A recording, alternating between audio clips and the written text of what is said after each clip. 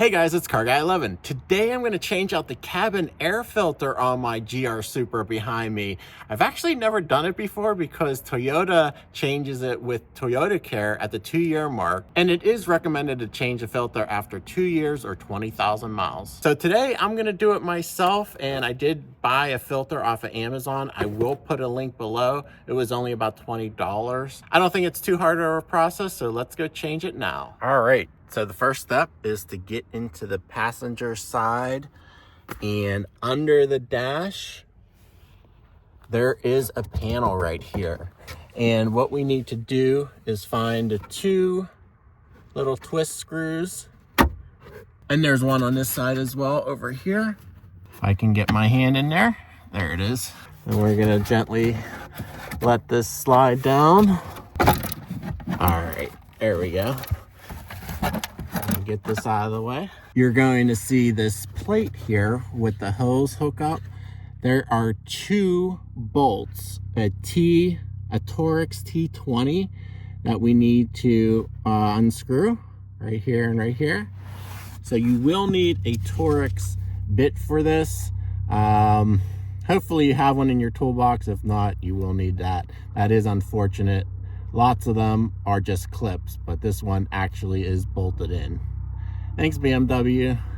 All right, I loosened them, and now I can simply unscrew them by hand.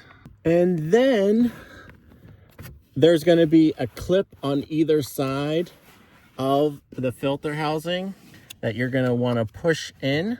I got the one end unclipped here, pushing pretty hard on this clip, and the other side has a similar clip. I kind of reached up and pulled off, and the filter now is dropping right out. You can disconnect that hose if you'd like, but I don't think it's necessary.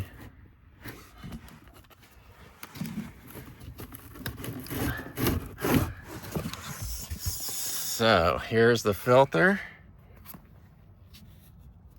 Honestly, doesn't look too bad, but I have way less than 20,000 miles on this filter as well. Now, what's strange is the original filter has an airflow symbol, but it's going both directions, which doesn't make sense. And the new one here does have an airflow direction, but we have to keep the same orientation with this little portion here. So that is how it's going to have to go in. So hopefully that airflow direction is correct. That does make sense, being, you know, the firewall would be behind here and this is coming into the cabin. So this one does look like it is charcoal infused as well. Maybe not as much as the OEM stock one, but yeah, we're just going to slide this back in and close everything up. All right. Slide this back in.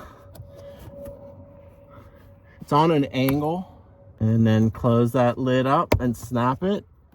We should also replace those bolts, although I honestly don't think they're needed. And then put that trim panel in place, and that's all there's to it. So guys, have you done this job before? It's not too bad. It is a little bit tight in there, but otherwise it's not too bad. So hopefully you enjoyed this video. Please give it a thumbs up if it helped. Thanks for watching, and I'll see you in the next one.